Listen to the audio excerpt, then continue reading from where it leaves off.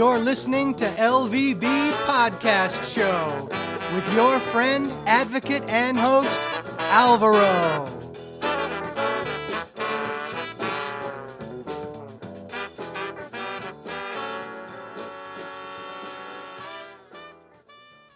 Hello and welcome to LVB Show. My name is Salvador and I'm very happy to be with you tonight. Tonight we have someone we have had in the show a few times before. His name is John Panarese and he's a great expert on Mac and on Apple in general. He happens to be blind and he's very not knowledgeable of everything related to the Apple brand. So John, it's a pleasure to have you on again. Well, thanks for having me back. I appreciate it. My pleasure. And for starters, for those who have not known you before, can you tell us a little bit about you and your website? Well, I am the director of Mac for the Blind, which is my own training company. I mainly do Apple products, iPhone, iPad, iPod Touch, all of the Mac computers, the Apple Watch, Apple TV. So I've been providing training and support for Apple products for the last, I guess, about 6 years. Prior to that, I was a vendor. I sold all kinds of products for the blind for about 18 years under technologies for the visually impaired. So that's kind of a overview of where, what I've been doing. Very busy person for our listeners. Yep. Try to keep busy. That's the best way to go about, Oh, you're right about that. I would like to know your view on how Apple has changed since Steve Jobs passed away. I have mixed feelings. I think Tim Cook overall is doing a good job. I like his emphasis, his public emphasis on accessibility and the disabled. I think he is a main force in, making sure that the evolution of accessibility in all their products continues. I was contracted to work directly with Apple for about a year, and I spent some time working in quality assurance, and I was in Sunnyvale in their offices for about 7 or 8 weeks, and I really got a firsthand look, so to speak, at how accessibility is really a mantra inside of the company. And it's interesting because Microsoft and Google are basically trying to slap on accessibility to existing products, and there's, especially in the Microsoft world, little communication among the developer groups. I don't know how that is in Google so much, but I've spoken to people inside of Microsoft. Apple is different. There's a lot of communication that goes on between the different developers and different projects and groups, and accessibility is really something that they've really tried to make as top to bottom as a buzzword. So I just think it's a different feeling and a different culture. That's a great point, and I think that, as you say, although we were saying before the interview, nothing is perfect. We have to applaud what Apple is doing to make sure that their products are accessible and available to everyone. It's a question. It is a question of market, John, because I was talking to a friend today saying, look, every company wants profit. Every company wants more money and wants more market share. And Apple realized that people with disabilities, not only we deserve the same as everybody else, but we're also a new market. And why not to tap into that? Right. I mean, as I say to people, our money is just as good as anybody else's, so yes. Why not make the products accessible? It's not just a matter of it being the quote unquote right thing to do, yes. Because we're blind, but we have money too, and we're willing to spend it. And, let's face it, Apple is not the cheapest product as far as price goes out there, but it's worth the money. It is. Now, people are very excited about the iPhone 7 and 7 Plus. How do you like them in your research about that? Well, I got a 7. I have the iPhone a year program that Apple has, where you can get a new iPhone every year. You trade in your old one and you get a new one. and you basically pay them directly a monthly fee for for doing that. So I picked up my 7 on release day. I was actually on vacation, and I got it in an Apple store when I was on vacation. So I really like it. I think it's here's what I tell people, kind of to sum it up. If you're using a 6S or even a 6, is it is it worth Yeah. upgrading? A 6S, no, a 6 maybe, but if you have a 5 or a 5S, you definitely want to get a 7. Definitely. It's a nice phone. VoiceOver runs with iOS 10 runs really well, really smoothly on it. So I've been really happy. John, for our listeners, I have a 6 Plus, and I would like your opinion. Do you know that Apple is ending the production of the 6 Plus, and I believe of the 6, maybe 2? And what is your recommendation for those people who have the 6 Plus? And I read in an article a few weeks ago, you should try to get a new iPhone soon because nothing is going to run so great on a device that um, is not um, you would say how would you say that is not Well, not being produced yeah, anymore. it's not even produced anymore. It is not um, in their thoughts, so to speak. What would you say?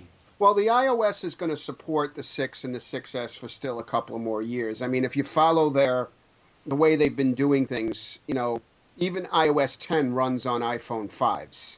4S, you're probably out of luck, but at least I know a few of my clients are running, are using iPhone 5s. And, iOS 10, it can be a little sluggish, it can be a little finicky, but it still runs. So if you have a 6 Plus, I'd say for at least a couple of years, you can at least run the upgrades to iOS. But, I think that cell phones in general, if you can get 2 years out of a cycle, Right. you're ahead of the game.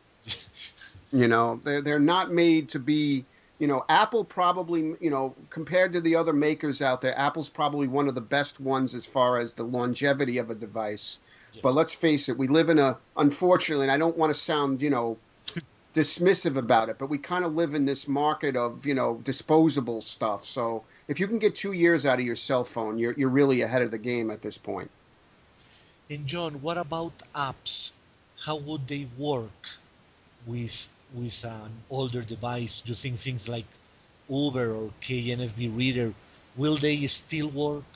I think they'll still work as long as the iOS version supports your device. Mm. So in other words, as long as iOS, whatever version, iOS 10 or iOS 11, whatever comes next, as long as that supports your model of your phone, I pretty much think that third-party developers just because of that, you'll still be able to run the apps on there. Now let's talk a little about iOS 10. I have heard a lot of good reviews. For instance, the fact that Siri now is able to work with third-party apps, like say I haven't done it, John, because I haven't upgraded yet. But for those who have, I hear they can send a WhatsApp a message using Siri, or maybe get a ride on Uber thanks to that. What do you think about that implementation in iOS 10 in general? I think it's a great thing that they opened up the API to outside developers for Siri. I know, like PayPal, you can actually send money, and I think the Cash application, you can actually send money, just using Siri. And I think you're going to see this sort of proliferate as far as other developers taking advantage of that Siri interface and allowing you, to do things, just by using your voice. So I think that's a great thing. I mean, I've been running iOS 10 on all my iDevices since September, and to me, it's the most stable 0.0 release that Apple has, put out for the iOS devices. If you think back to the way iOS 7 and 8 were, Yeah, for example, which were not the best, and I was telling clients to wait till, the 0.1 comes out. right. I had no problems recommending to people to upgrade to iOS 10, and You know, there's some cases out there which I think are device specific and user specific, and I know sometimes people get annoyed with me for saying that. But reality wise, the evidence, the body of evidence, as far as the majority of the users who are running 10, there are really not that many bugs that are, and there's nothing that I consider to be a showstopper. Oh, great. Then for our listeners, I'm gonna upgrade very soon. um, Now, Mac, I have to say, John, for our listeners, for 2 years, I was searching on Google Siri on Mac, Siri on Mac, Siri on Mac, like crazy. It would always say, there may be rumors, there may, and it happened finally. What Yes. was your take on Sierra and now Siri on the Mac? I think it's an interesting addition, and I think it opens the door. I kind of look at the way Apple does things. Don't necessarily look at the present. I think Siri is going to expand, and I think as there's more versions of the just like with iOS, Mhm. I think you're going to find that Siri is going to be able to do a lot more on the Mac. I'm going to be releasing an audio tutorial that specifically deals with how to use Siri on the Mac. Oh, And it's just really basic stuff that I demonstrate. But if you look at the overall picture, I mean, I've really been happy. Again, Sierra has been another one of like iOS 10. It's the most stable Mac new release as far as voiceover goes that they've ever released. And I don't have any trouble recommending to my clients to upgrade to Sierra. And, you know, yes, Siri is probably the major thing that's part of that upgrade. And that is worth it, as far as I'm concerned, alone, just for the upgrade. that's a great point. And talking about applications for the Mac for people with visual impairments, can you recommend some of them? For the Mac or iOS, I mean, it really depends on your situation, what you're looking to achieve. I mean, Okay. there's a lot more obviously out there in the iOS world. Mac, I don't use as many applications other than, the ones that I need to get jobs done. But, like OCR, you have DocuScan Plus from Ciratech, you have Abby Fine Reader, you have Prismo. The Duxbury Braille translator is now available for the Mac. So if you're looking for Braille translation, I use things like Audio Book Builder when I want to take my CD books and turn them into files that I can put on my iPod. There are a lot of great apps out there, and the great part about the Mac and iOS is that it's very easy for developers to make their applications accessible. And when they don't, most of the time, it's great. You can get a dialogue going with a developer and make them aware that their application may be lacking in some way. But iOS, there's certainly a lot more apps that for the visually impaired. Be My Eyes and uh, Tap Tap See and Cam Find and KNFB Reader, Digitize. There's a lot of them out there. Voice Dream Reader, from Winston Chin.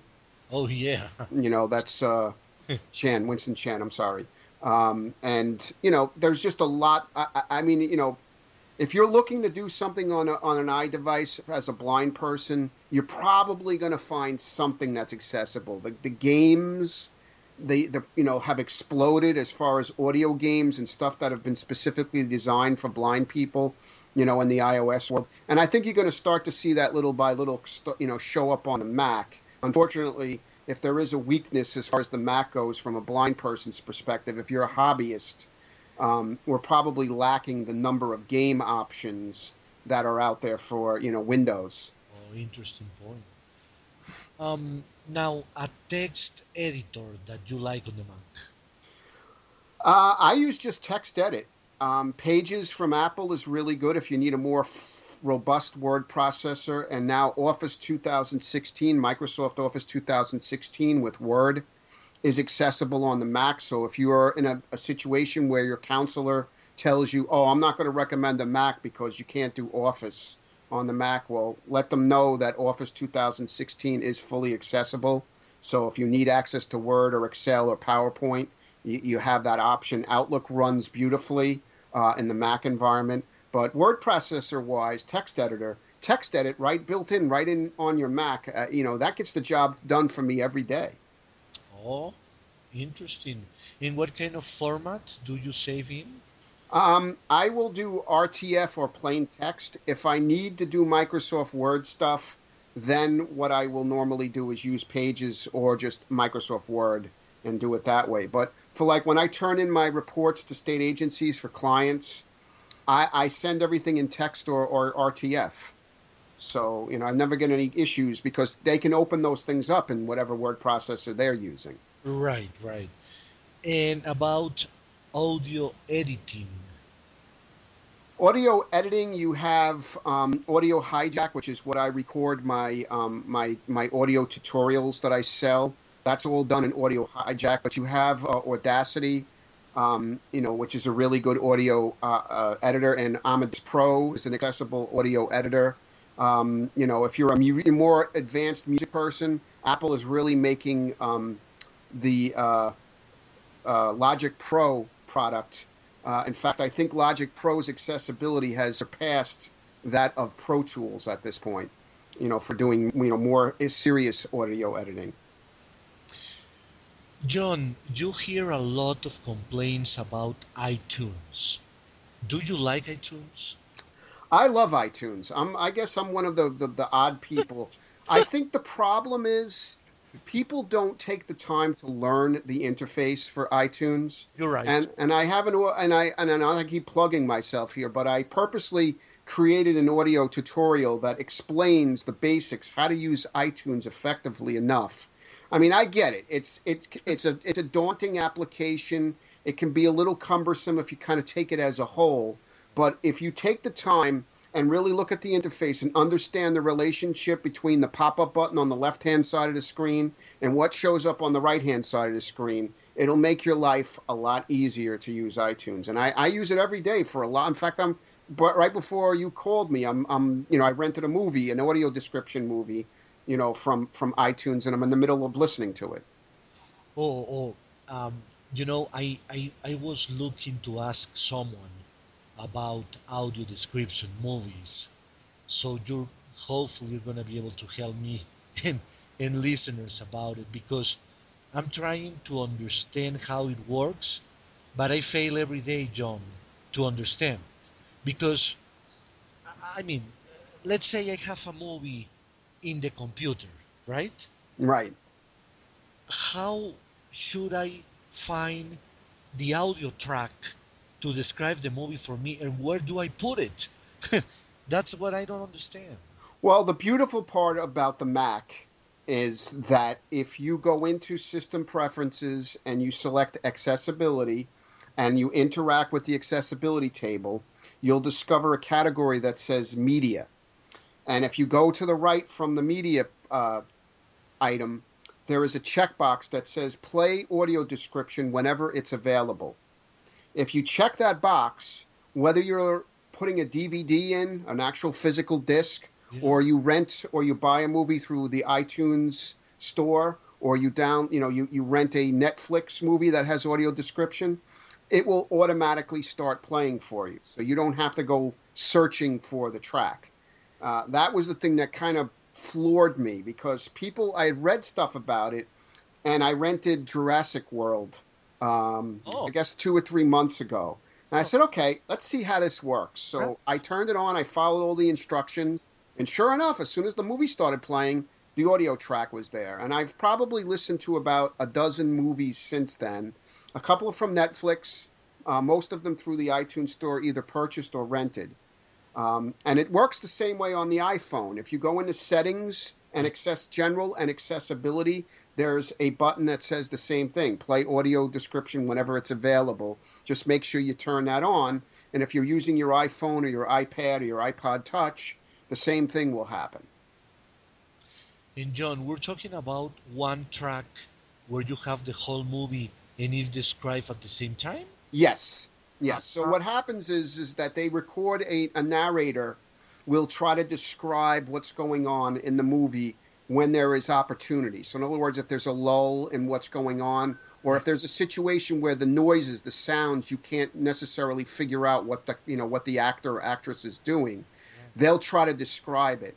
And some of these movies are really, really well done, and it's like it just captivates you. And the beauty is that you can set this stuff up so that, like, if you're in a room with sighted people, they can watch the movie and you can enjoy it with the audio track.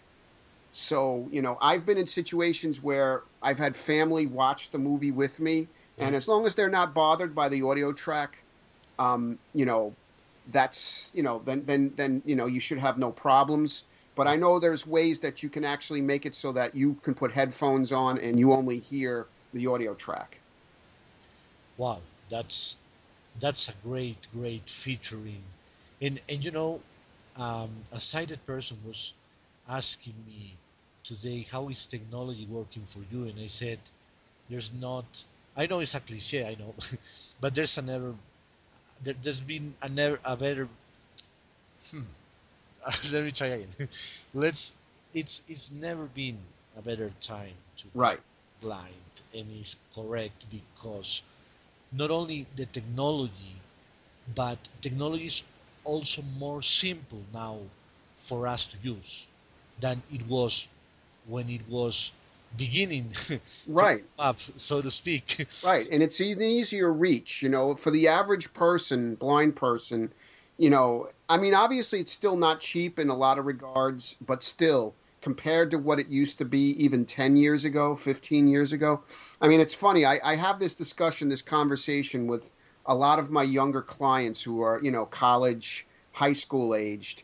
And I say to them sometimes, you don't understand how, whenever they complain about technology and all the things they got to do, I'll say to them, you don't understand how lucky you are. Yes. What I had to deal with when I was in high school and college, Mm, how I had to get my term papers done, how I had to do my research. I didn't have Google. mm, mm. I had to rely on readers. I didn't have, OCR. I didn't have stuff available I can get online in PDF through my professors. It just that stuff they just don't get it, and I that's why I can't handle when they complain about technology. I think back to when I was there, and I was like, "Are you kidding me? I would have died for this stuff." Of course, John. And I didn't have to go through what you had to go through, but I have family members who had to. I have uh, many blind family members from the 50s and 60s. Right, and that's They had yeah, tough.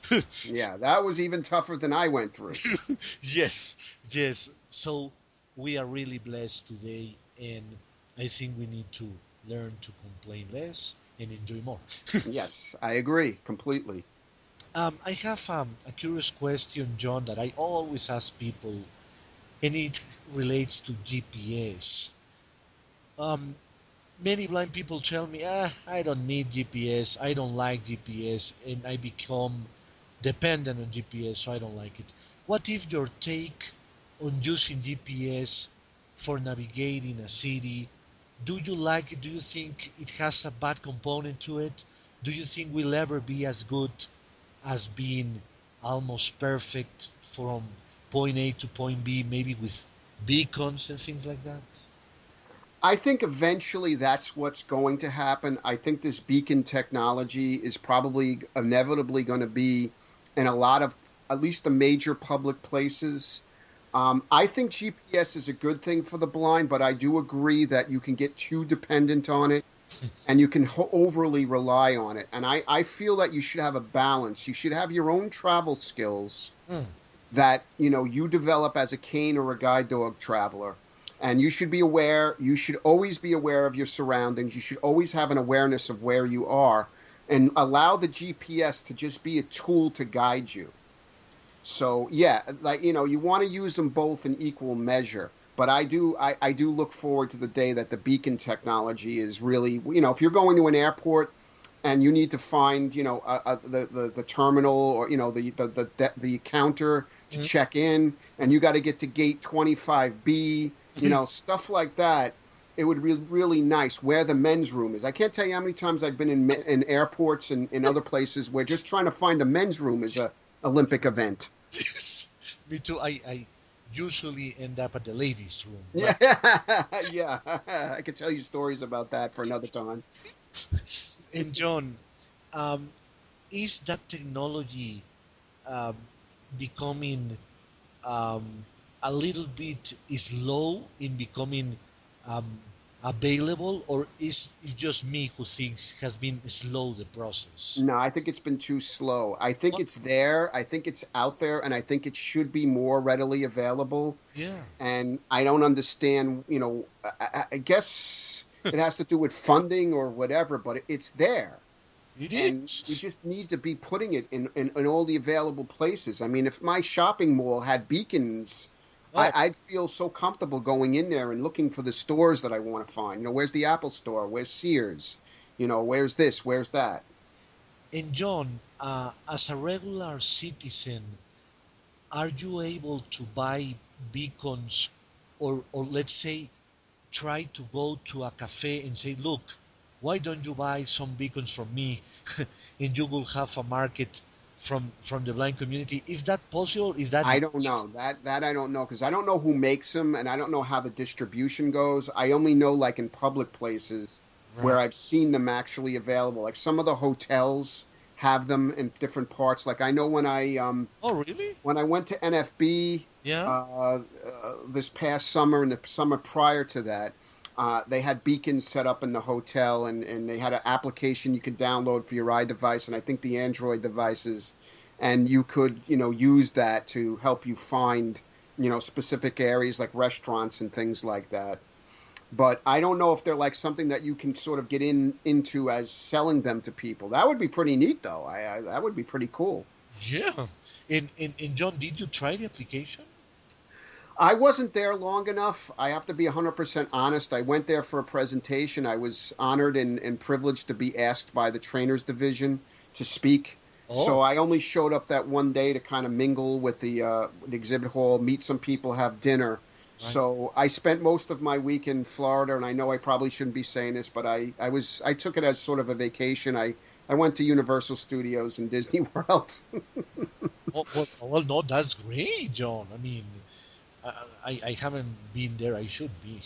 Oh, it's Oh, great. It's awesome. I'm a kid at heart, so if I get the opportunity to go there, it reminds me of like when I used to go on vacation with my family and my dad passed away a couple of years ago, so it always brings me back, to being with him. So um, now I dream big on what is coming, especially on the iPhone.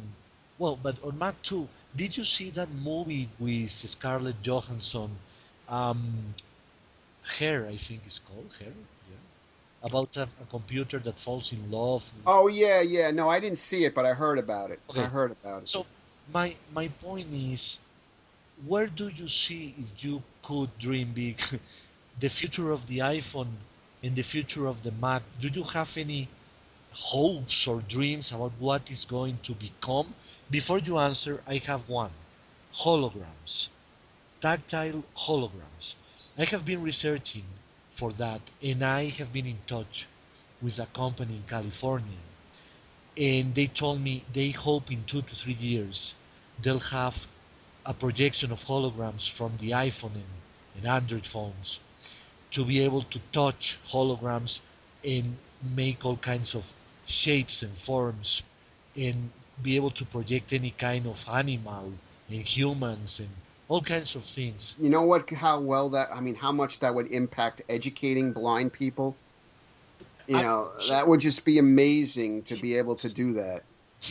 yes. So they told me, give us 2 to 3 years. The technology is here already. We have presented this to the New York Times and other newspapers. It's in development, but it's gonna be here in 2 to 3 years. So to me, that is gonna blow me away. But Yeah. besides that, John, do you know anything or you would like to see on the iPhone something very powerful? What I'd like to see is Siri become even more of a personal assistant. I'd like to see artificial intelligence and speech recognition really excel And there was an old video that Apple had produced about when Steve Jobs was around about 20, 30 years ago. And it's kind of very science fiction-ish, but it kind of demonstrates what Steve Jobs envisioned, the computer would be. And it was basically this interaction between a guy with his personal assistant, and he's asking all these questions, and it's like dealing with a secretary. Right. And that's how I would like to see at some point the iPhone or the Mac become, where you can get virtually any information, get just have somebody who's it's almost like having a person with you. Oh boy, now I'm gonna dream about it as well. That's what I would like to see. It probably is going to happen indeed. Yeah, I would say so. The way technology is going, and everybody's doing this augmentative reality, Google and Apple and such, and I just think that it benefits everybody. I just think that at some point somebody's gonna take that step beyond everybody else and have a technology that's amazing. Now, the Apple Watch, Apple TV, do you recommend them and why? The watch is really a personal choice thing. I love it. I know a lot of people that have it that love it. I know a few people that bought it and didn't like it. To me, I see the watch as an extension of the iPhone. Mm, Where I used to be the guy who was constantly reaching into his pocket to grab his iPhone, do everything. Now I'm lifting my wrist and I'm looking at notifications, news, sports updates, messages from people, right, stuff like that. right. So, can I recommend it to people? Yeah, but you buy it at your own, choice, because you got to understand it's more than a watch. It's a lot more than just a watch, and to me, I love it. But I'm an Apple guy and I'm a gadget guy, so you put those two things together and forget it. Apple TV, again, I love it. I definitely recommend that. I think it's better than whatever Google's, was it Google Fire, whatever it is. Oh yeah. I just think that there's a lot more available, and with the app development and the types of things you're going to be able to do, and I think the direction that Apple is going with that, I just think it's an awesome, and its accessibility, it's completely accessible. It has Siri built into it, so I definitely strongly recommend the Apple TV. I heard on an interview that Tim Cook said the future of TV is apps. Do you agree with him? I think so, because I'd like it to be, because I don't know, one of the biggest gripes that I have is the way TV is being run right now, Mm, as far as like the cable networks. The amount of money that these companies charge for your entertainment, which really should not cost that much. I think that people will eventually go by, that's the thing about the Apple TV. You don't need to have a cable connection. If you want to have some of these services like HBO to go and Hulu and Netflix, you can subscribe and use your Apple TV. You don't need to have, as they say, cut the cord. And I think that eventually that's what will happen. Hopefully, hopefully, I'll be able to enjoy that, because I think, I look at my cable bill every month and I just scratch my head. no, you're right. You're right. It's pretty expensive for our listeners.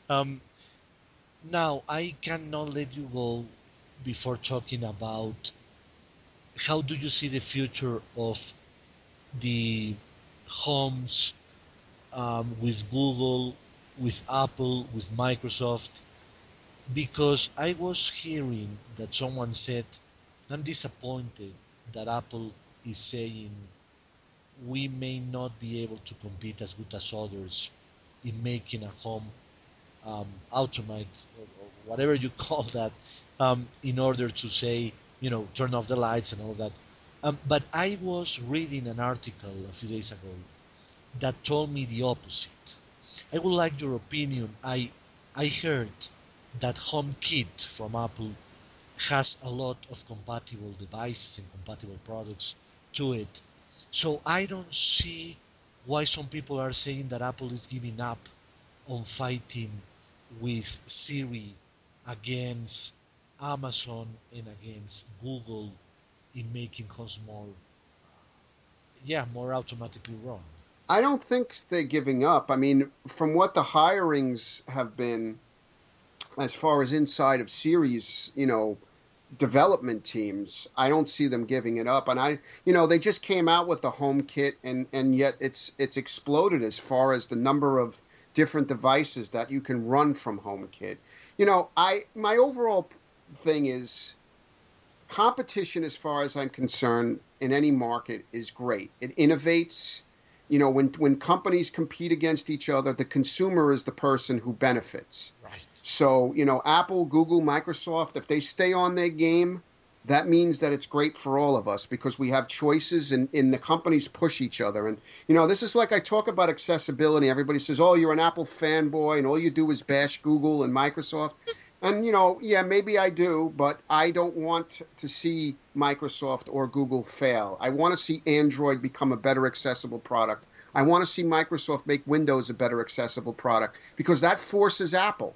Right. And Apple becoming better forces them to get better. Right. So as a blind person, I don't care where the accessibility comes from in the end. Right now, Apple is on top of the world, but who knows, 10 years from now, Yeah. it could be Google. I could be sitting here talking about Google and extolling the virtues of Google. Yeah. Who knows? But that's just the whole thing. The competition is what drives innovation. And John, do you see yourself driving a driverless car? I'd like to, but not anytime soon from what I've read. I think the technology still is a few years off of being what I would consider to be safe. Mm. If you're going to get into a car that's going to drive itself, you really want to make sure that A, it can get you to where you're going, and B, it can get you to where you're going safely. Sure, sure. And I've read stories, and there was that guy that was killed in Oh, California, driving a driverless car. And, I still think it's a few years before I would even consider trying one out. but it's going to happen. Oh, it's going to happen. It's Without a doubt, it's going to huh? happen. Because, I mean, come on, John. I didn't think I would see that. I remember watching the this TV series with David Hasselhoff and thinking, boy, that would be nice. But would I ever see that? I don't think so. And now look, you know, Right. even Uber is trying driverless taxis and things. Yeah, it'd be like Total Recall, the Johnny Cab, if you remember the Yeah, movie Total Recall yeah, with Arnold Schwarzenegger with yeah. Johnny Cab. We're That would be going. awesome. Yes, it's happening. um, what an interesting conversation about technology. It fascinates me how far it's going and how fast is coming in for our listeners. Something that is amazing, and I don't know if you, John, have seen it, but these humanoids.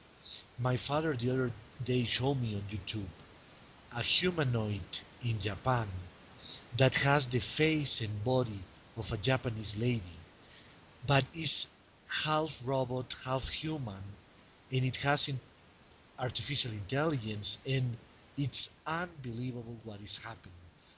I feel in Blade Runner, I feel these things are happening, but pretty fast, John. And the other thing that I saw was police robocops Yeah, RoboCop. Yep. in China and in Japan, and these things are happening very fast.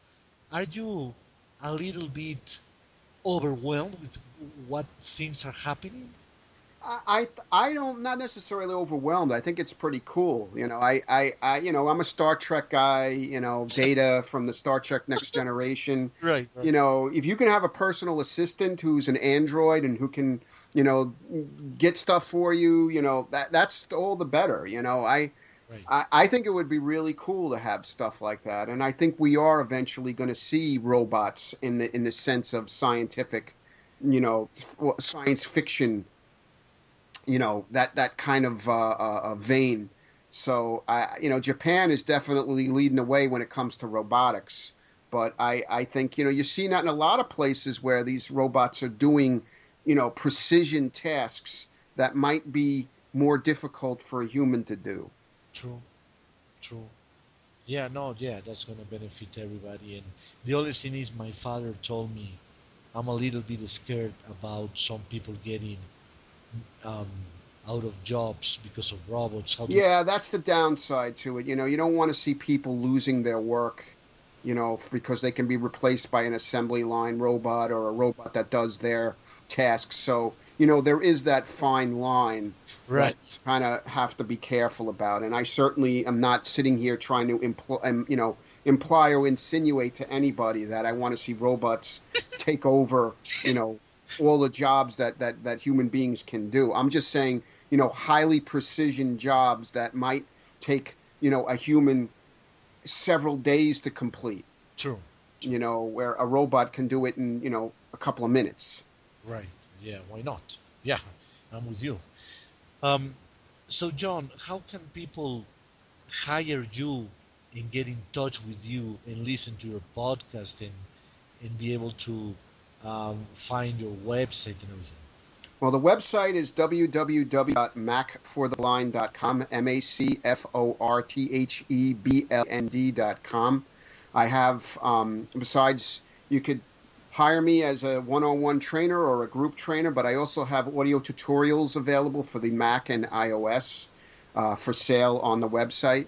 And we'll be running some holiday specials with, Christmas coming up. Um, and you can also email me, John, John, at macfortheblind.com. So either of those ways you can get in touch with me. Well, John, it has been a pleasure to have you on again. I think our listeners are gonna go get a Mac, an iPhone, an iPad, and everything else. It's Christmas time, so I hope so. Yeah, yeah, yeah. And although this is gonna be after Black Friday and everything, still people have time to go and get them before the year is over. Right. Thank you so much, John, for your expertise and your time. Thank you. Thank you very much. My pleasure. For our listeners, if you want to be on the show, you can email me at lowvisionbureau@gmail.com. This is Alvaro from LVB Show saying good night. Wow, that was powerful. That was good. That was really nice. You know, John, I think that the um, the opportunity of teaching people how to use technology, that's a job that is gonna keep going for many years because technology evolves and people need someone to help them with that. Um, so I think you are pretty good, you know. I But hope so. I hope so. I hope there's always a need for trainers. um, but I have a question. I have been asked to help using the iPhone, and I have helped for some time some people always for free, you know, because you know I have some fears that I know that I shouldn't have right now. You have your certification, but I don't. Although I suppose there are not many iPhone No, certifications. there's really no iPhone certification that Apple has as of now. How do you qualify as someone that can help someone else in be able to sleep at night? I don't know if I'm making myself clear. Well, you got to really be confident in yourself. I mean, the downside to this is, when you get a product like when you get something like Apple, and I remember when, the voiceover first came out for the Mac and iOS, people were really afraid to touch it, and you didn't really have a lot of people who were willing to step out as trainers. And Yes. that's really how I kind of stepped out there, and I was among the first people that was actually willing to teach people. But now, over the last 6 or 7 years, the thing that kind of saddens me and sometimes it annoys me and it angers me Yeah. is it's become a dime a dozen. It's like Windows trainers. Everybody walks around telling the world, I can train you in Windows, I can train you in this, and I can train you in that. And some people are good, and I'm not saying that it's not a bad thing. A blind person needs to make a living, and if this is what they can do. Yeah. So if you feel that you are confident enough and you can teach somebody to use the device and just be patient with them and teach them systematically, then why not make a few extra dollars for yourself? You know, But how to be sometimes I'm too honest, John, and that's good and bad. um, how to say it in a way that doesn't sound that I know everything. You know what I mean? I mean I'll help, but I don't know it all. You know? yeah, and that's all you got to make sure you're honest with people. I mean, even as a trainer, I never, ever will ever tell anybody or espouse to anybody that I'm the god to all trainers. I make mistakes. I don't know everything. Sometimes people ask me questions that I need to look up because I don't know. I really don't have respect trainers who feel that they have to know everything. And Mm, if they're asked a question they don't know, they lie their way through it, yeah, and that's not the way you work with people. It's all about honesty. If you don't know something and say, "Look, I don't know how to do that. I'll ask around and I'll get back to you. I'll find out how to do it for you." That's basically what I do. But, as long as you understand what you're doing and you're willing to work with people, I mean, that's the other thing about being a trainer. You really have to have patience, oh, and you really got to be willing to work with all kinds of different people. well, that is true. That is true. And there's some people that are like, sometimes I remember Ed telling me some people are a little bit annoyed. Yeah, You- yep. And I've run across them, and some people are very difficult to work with because they're not interactive. Sometimes they have an attitude. yes, They can be nasty to you. yes, And then you got other people that are really easy and are just gentlemen, or the female equivalent. You love working with them, and you kind of get sad when your hours are up, when you're done, when you're finished working with them. It's almost like sad that you're done right. because you enjoyed work. I just finished with a guy in Washington, state of Washington, a couple of weeks ago. Just a great guy to work with, very easy, always did everything I asked of him, picked up the stuff quickly, did his homework, and we ran out of time. I taught him everything I could teach him, and it was kind of sad because I wish all my clients were like him.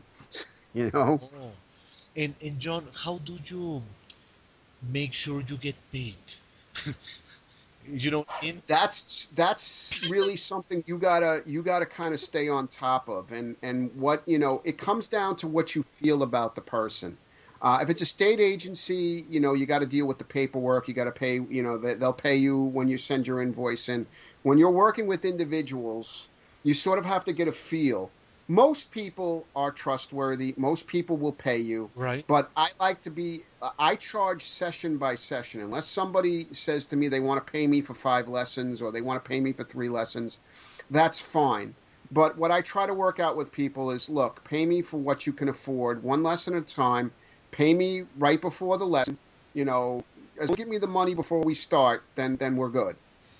And you do it by like money transfer? How do you? Yeah, PayPal is usually that's the best way. If you set yourself up with a PayPal account, and just have people pay you by PayPal. I'll take checks, but I'm a little leery about that because I've not had a situation where somebody has given me a bad check. Like I said, most people out there are honest, especially blind people. Right. They tend to know that you're dealing with another blind person, and they're not going to screw you. And it's not to say that all blind people are good and decent, but I've been, knock on wood, I've really been lucky in the people that I've encountered. And sometimes you can sense if you're dealing with somebody who's going to be difficult. You kind of set the ground rules right away and say, "Okay, I'll work with you, but you got to pay me up front." And John, do you have international clients? I have worked with people in the UK. Oh, great. I've worked with Canada? people in Australia, in Singapore, Austria, Germany. Oh, So I've worked with people all over the place. In Peru, I have a client right now I'm working with who's in Peru. how do you decide how much to charge? I just charge flat $60 an hour is what I charge. Okay. So whatever the equivalent is, and they'll pay me in dollars. I have one client who pays me in British pounds, so I have to do the conversion. I have to invoice her in British pounds, so I just figure out what $60 is in British pounds and invoice her that way. 60 out $60 per hour is? Yes, yeah, and I'm cheap. I'm very cheap. Most trainers these days get 85 or $90 an hour. So I purposely That's, stay lower because I just think it gets people's attention if you're coming lower than them. yeah. And also, a lot of blind, and I'll work. I mean, I am very good natured, and if I know sometimes people are only on Social Security and stuff like that, so I'll cut people breaks. I'll give people free hours. I'm not going to kill anybody over money. You know what? You only live once, and there's the old what what you do reflects back on you. They call it paying ahead. Yeah. So I'm a big believer in, I'll help people out. Like I have a client they just had a kid. They're not on the biggest budget in the world, so I charge them less. I charge them less, and I give them free lessons. Every like third lesson I'll throw in for free, Right, right, right. and stuff like that. So Very, very interesting, my friend. Do you know Fedora Outlier? yes, How yes. is a good competitor to you, or is different? No, I am friends with. Well, I actually do contract work for them, and I kind of they pay me to do stuff for them. So, Ah, and I know Vishan. I've known Vishan for oh, many years. good person, Vishon. Yeah, I love. He's an awesome. If you've met him in person, he's one of those guys that he's just very charismatic, and he like commands your attention. He's just a really really good guy. Oh, nice to know. Well, I have to email Vishon. He called me the other day. We haven't talked in a long time. Oh, thank you for reminding me. Yeah, no, he's great. He's awesome. I worked with him. We're doing the Mac Masters series together, so we've been working together on Tuesdays. And what is gonna be that master series? That's for Fedora. It's going to be the Mac Masters series where you can. We're basically going to do lessons. That'll be available when you subscribe to the program. Ah, You'll have access to all of our recordings. So we'll teach you how to use the Mac, basically from the beginning, the very introductory stuff, the rudimentary stuff. All the way through all the applications and stuff like that. oh wow. Okay. No, if I need help, I know where to find it. With you and Fedora, I'm gonna be okay with that and everything. Yeah, Ed's great. Ed's a great guy too. I love that podcast with Brian and Ed. Those guys are a lot of fun to work with. Yes, yes, yes. I'm very happy they are doing more than a year already, planning an app. And oh, John, I have to ask you. Applications. Um, you know, I I once wanted um to see if it was possible to have an application done where you would have. Do you know this application about dating that is GPS related? Is from France and it's a big application everywhere where you just go out and you are able to find people on your way home that you can connect with based on your location. No, I am not familiar with this app. What It's is it? oh my god, now I I I I haven't used it much only because it's all about pictures. Yeah, they all are. I mean, that's the whole thing about dating sites is, Yeah, so it's all about the pictures. Somebody, when I've been on eHarmony and stuff like that, and I don't have a lot of pictures of myself. As a blind person, I don't need them. I don't want them, but obviously they require them. true. So um, this application, okay, I'll find it. I mean, I do have it somewhere, but basically, um, the interesting thing about it is that I was thinking, wouldn't it be nice to have the same kind of application for people with disabilities in general, but not trying to be us alone, right? Right. But be connected to people with no disabilities, but make it big. Let me give you an example. I'm let's say I go to New York, I open the application and it says 50 meters, John, blind, contact him. That kind of thing. Right. Right. There is no application like that. No, not that I'm aware of. But Not it that I'm would be aware of. wonderful, John, because you would be able to say, look, I have an event for the NFB to go to, but I would like to go with someone else. Oh, there's someone that is visually impaired 200 meters away and he works at Apple. Let's contact him. Right. So it's kind of have us more in the open, not so far away, not knowing where we are. So that's one thing that I wanted to ask you. Yeah, I don't know of. I mean, the only I was contacted by a company several months ago about a speed dating application Really? that they wanted blind people. They were particularly interested because it wasn't going to be based on pictures; it was going to be based on voice. Oh, how nice. And I agreed to do it, and they never contacted me back. And I don't know whatever happened to the application if it ever got released. But it was interesting because it was I mean, these were sighted people, but they were interested in having blind people able to participate. So it really was based on no pictures. Profile would have no pictures. It was going to be based on what you read about the person's profile Wow. and then your voice. They would have a communication application. You could choose to talk to the person Right. and have a conversation with them. And I think it was even set up to where, you could be like 5 minutes, it could be 10 minutes, and then it would automatically cut you off. Pretty You know, interesting. so I don't know what happened to it though. They were really after me and I was busy at the time, but I kept telling them, look, let me know when you got a working app. I'll download it. I'll try it out and, we'll see what happens. And they never got back to me.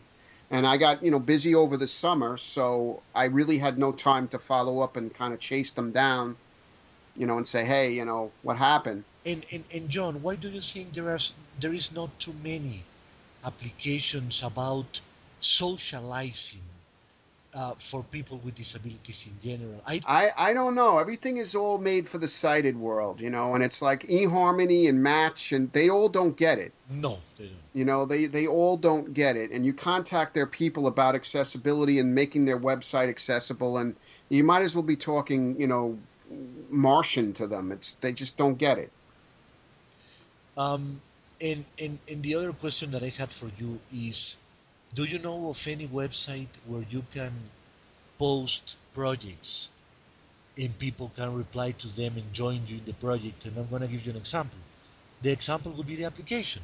I say, I would like to help create an application for people with disabilities that help us socialize more internationally. And you see my project and you say, look, I'm an investor. I would like to invest on that. Do you know of that? Because I have been asking around and people tell me we don't know of any website where people with disabilities can post projects, can post ideas, and people can join them. Because, John, you will tell me if I'm wrong, but I feel that everywhere, whether it's in Colombia, in the US, in the UK, in Spain, in Mexico, people with disabilities with ideas are very lonely in trying to make them happen. Right. We don't find the right person to help us with that. And I know many people who tell me, I would like to create a business, but I have no idea how to do it. There's no many entrepreneurs kind of businesses helping us. So I would like to see a website like that, but I don't see it. I'm not aware of one. I know there's some websites out there that do like developer project stuff. If you're like an Apple developer and stuff like that, there's websites up there, but I don't know anything that has like general disability projects. And that might even be something that be considering starting, getting some people behind you and really starting something like that. Do you like the idea? I think it's a great idea because I think you're absolutely right. I think there are a lot of blind people out there who think outside the box but have no way of like getting those ideas to the rest of the world and saying, "Hey, here's an idea. Is there anybody out there who's a developer who would be interested in, running with this with me?" Oh, I'd love to develop some games. I know nothing about doing coding, but I'd love to find a Swift coder or somebody who'd be willing to sit down with me and come up with a couple of different game ideas. oh boy! Now John gave me more homework. Oh, it's true, John. It's true that, but it's a good one. Okay, let me think. Let me think. Um, so before the end of the year, this will be posted, and I will send you the link because, as you know, it's a powerful time of the year for everybody. Yeah, But I yeah. needed to do this show with you because many people have asked me, what about Mac and the new iPhone? And now we know. No, just anytime you want, just let me know. I'll definitely come on. Oh, thank you so much, John. Um, I am wrong or you are married? No, I'm not. You're not? No. Why? I don't know. I have a girlfriend that I've been seeing for about 7 years, but I'm not married. But you're not looking, right? I mean, you have her. I, But it's one of these things where I don't know. We'll probably eventually get married, just more or less out of the attrition, most likely. But it's just not something we've really talked about at this point. but you don't need harmony anymore. No, no, no. I was just going to beta test. I wasn't actually going to date anybody or anything like that. I just was going to test it for them as a blind person. Oh. No, I told Trish about it. I didn't keep that a secret. I told her what I was going to do. And of course, she gave me a hard time about it, but I bet. But one of the good ones. Okay, yeah, that's good. That's good, John. Yes. One woman is good enough. yeah, yeah. Well, send my best when you talk to Ed. I know he has been so busy this year. I mean, I was able to see him in February, but other than that, he's been so busy with the new job and everything. Right. Um, but I'm very happy things are going on. So we'll be in touch, my friend. Thank you, All right, you take it easy. you too, and happy Thanksgiving for tomorrow. Yeah, thank you very much. You take care. You too. Bye bye. Bye bye.